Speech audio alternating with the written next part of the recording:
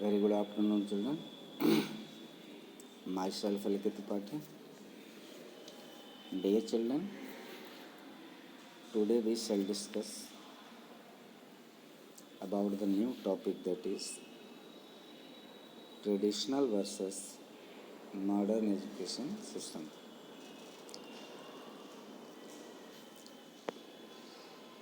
Let us now compare the traditional and modern system of education. The traditional system of education had the following characteristics. What were they? Though both are different,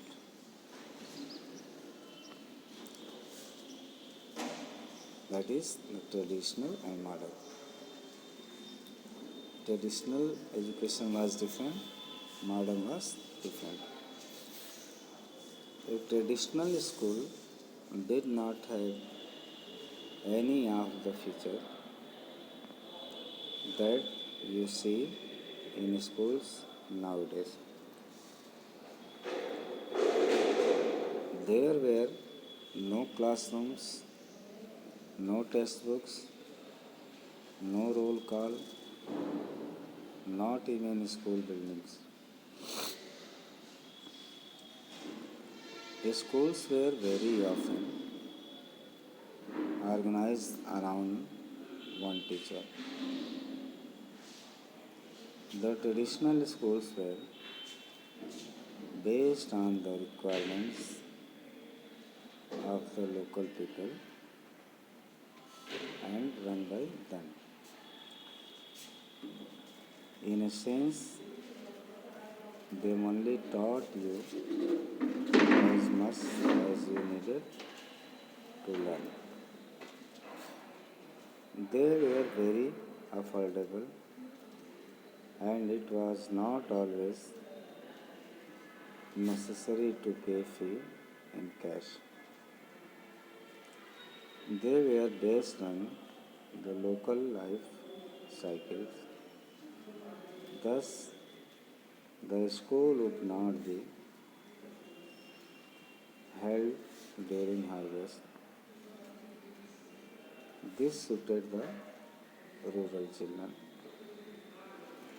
Learning was in local languages and traditional knowledge was compared. Till the middle of the 19th century, the colonial rulers were mostly concentrated with higher education, but after the wood dispatch, they began to concentrate on vernacular education as well.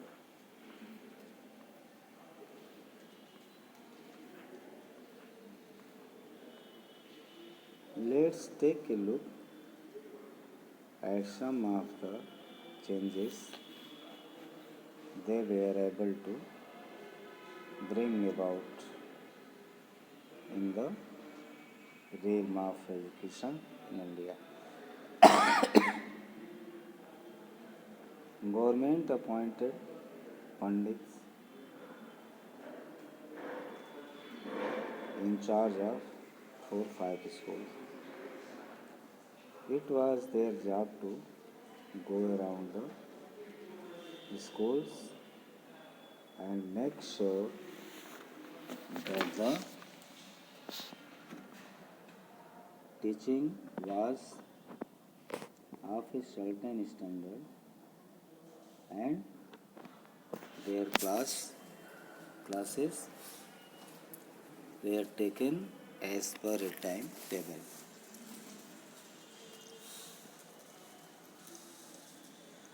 They submitted periodic reports to the government. There was thus the beginning of state supervision of education. Education no longer remained local or regional, affair. The format of teaching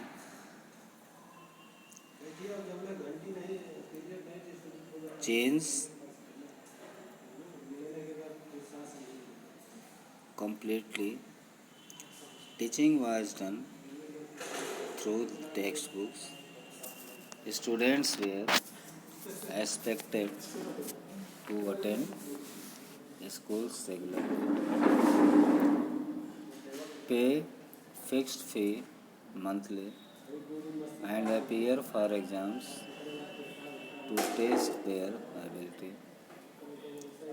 School buildings came up and a new type of discipline was imposed.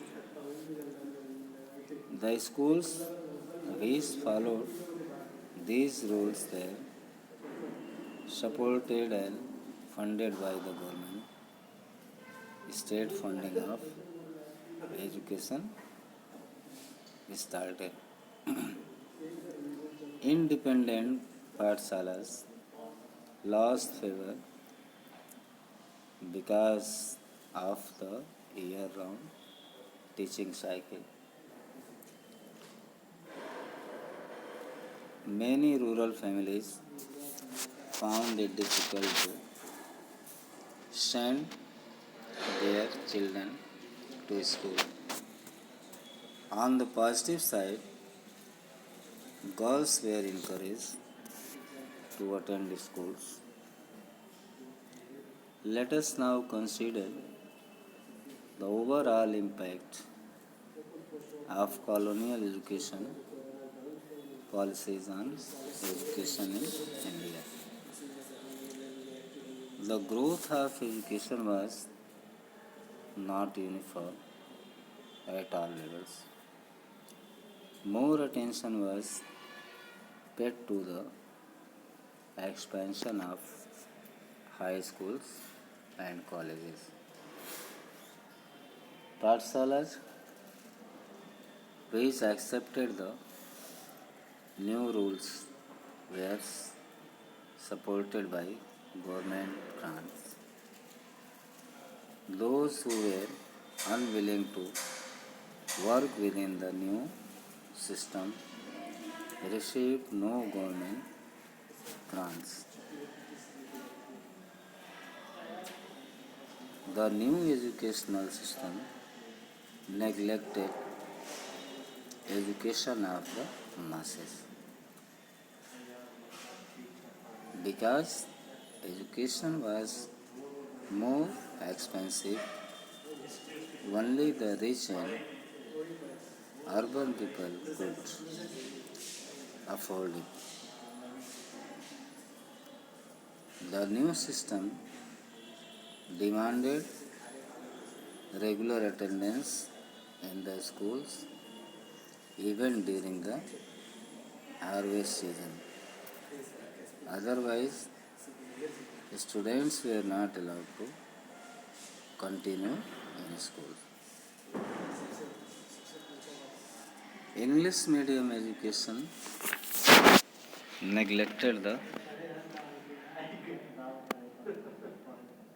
study of Indian literature, history, law, and philosophy. Scientific and technical education for Indians was also neglected. Educational institutions came to be set up mainly in urban areas, and there was little effort made to educate girls. English education brought the Indians into contact with rational and scientific ideas, and with the developments in science and technology, Indians became familiar with the writings of great thinkers which inspired the Indian national movement. English that emerged as the common language among educated Indians helped to spread new ideas among common people living in different parts of India and created bonds of unity among them. National education.